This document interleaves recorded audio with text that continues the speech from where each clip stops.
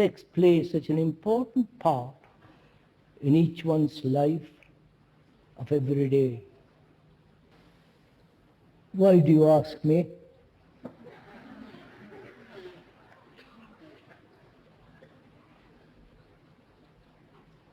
Don't laugh it off. Why does it play such an important part in your life? You know, there's a particular philosophy, especially in India, called Tantra, part of Tantra, which encourages sex. They say through sex you reach nirvana. It's encouraged. So that, I won't go into all the horrible details of it, so that you go beyond it. And you never do.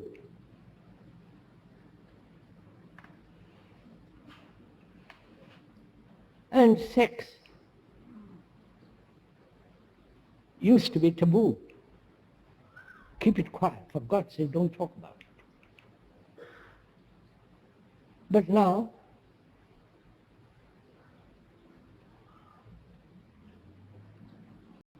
I remember hearing on the television saying sex at any time, at any place. But be careful what you eat.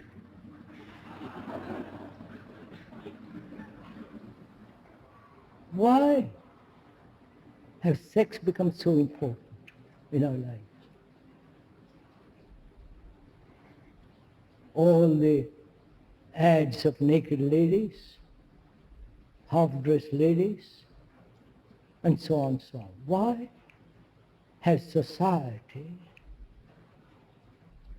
not only at the present period, but also always, why has sex been so deeply embedded in man? Apart from producing children, I'm not talking about that. Why? Probably it's the greatest pleasure a human being has. And in that pleasure, demanding that pleasure, there are all kinds of complications. And volumes have been written about the complications, the explanations, and the psychologicals, etc., etc., etc.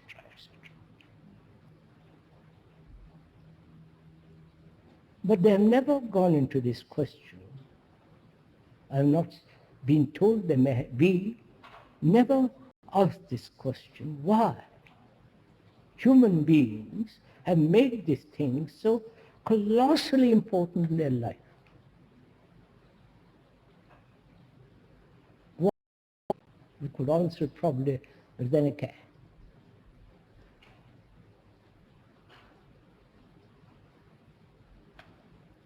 Let's go into it, shall we?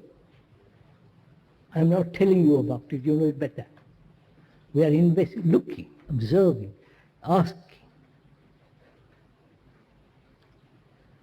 As we said, maybe one of the greatest pleasures and freedom in that pleasure.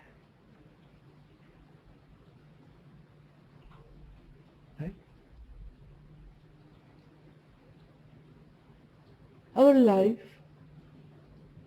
is in a turmoil.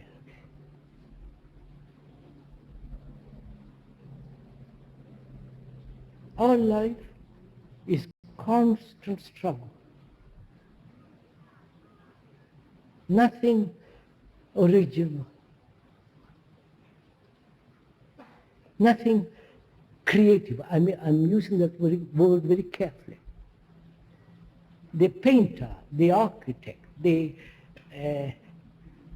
wood carver, he may say, it is creative. The woman who bakes a bread in the kitchen, kneading it, says this is creative also. And sex is also creative, they say. So what is creation? What is it to be creative? You understand? The painters, the musicians, Beethoven, Mozart, Bach, and the Indian singers with their devotion, they say that's the act of creation. Is it? We have accepted it. We have accepted Picasso as a great painter, great creator, putting one nose in three faces or whatever it is. I'm not denying it or derogatory anything. I'm just pointing out. This is what is called creation. But if you inquire, doubt, question, is that creativeness?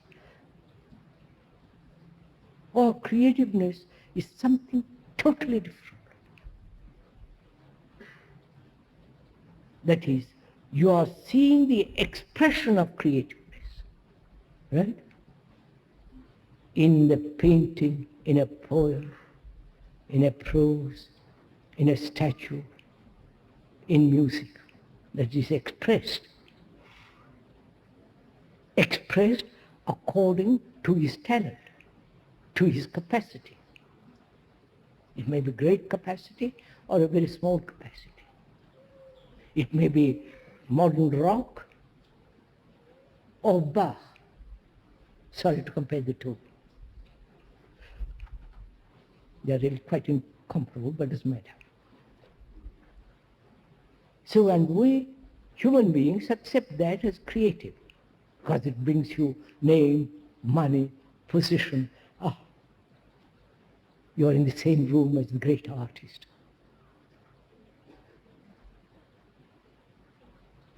Right? So I'm asking, is that creativity? Can there be creation in the most profound sense of that word as long as there is egotism?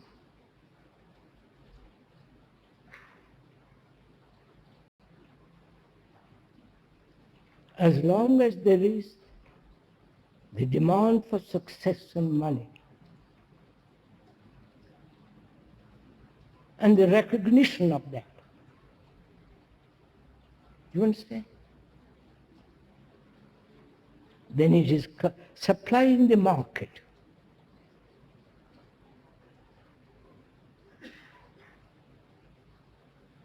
Don't agree with me, please. I'm just pointing out. I'm not saying I know creativity, you don't. I'm not saying that. I say we never question these things. There is a state. You can doubt it, but it doesn't mean a thing if you doubt it. It doesn't matter to me. I say there is a state where there is creation, where there is no shadow of selfishness. That's real creation, which does not need expression. It doesn't need fulfillment, which is myself fulfilling, or that fulfilling. It is creation. You know, I don't want to go into all this. The origin of the world.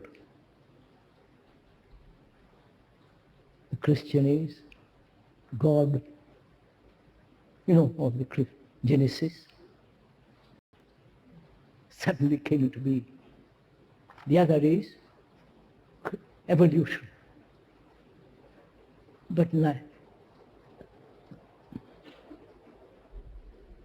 And perhaps sex is felt to be creative, apart from children. And also, has it become important because everything around us is circumscribed. You follow? Everything around us, the job, the office, going there every day for 50 years.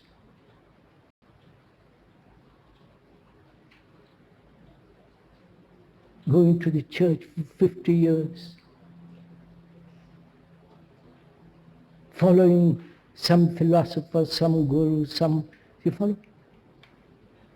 All that has deprived us of freedom.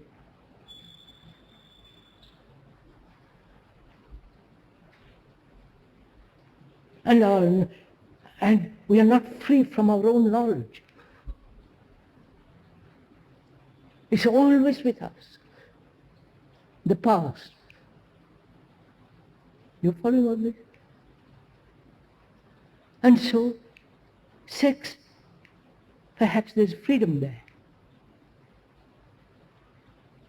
But also there too is circumscribed.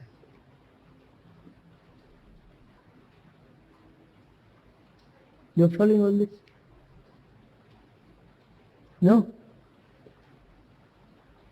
So, we are deprived of freedom outwardly and inwardly. For generations upon generations we have been told what to do. And the reaction to that, I'll do what I want. Which is also limited, based on your pleasure, on your desire, on your capacity, and so on.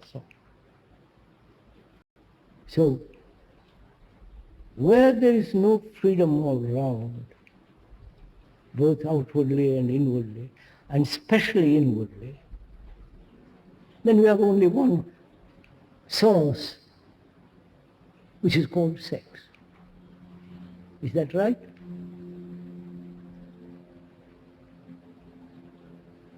Why do we give it importance? Do you give importance, equal importance, to being free from fear? No. Equally energy, vitality, thought to ending sorrow? No. Why don't you? Why only this? Because that's the easiest thing to have. The other demands all your energy.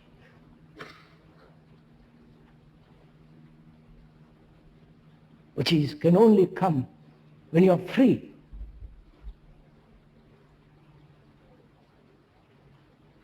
So naturally, human beings throughout the world have given this thing such tremendous importance in life. And when you give something which is part of life tremendous importance, then you're destroying yourself. Life is whole, not just one part. Right? If you give importance to everything, then this becomes rather more or less unimportant.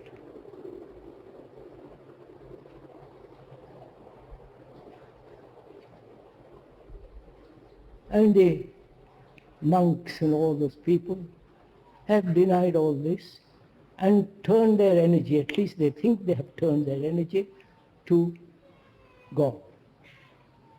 But the thing is boiling in them. You can't suppress nature. But when you give that thing only all importance, then you're corrupt, you understand?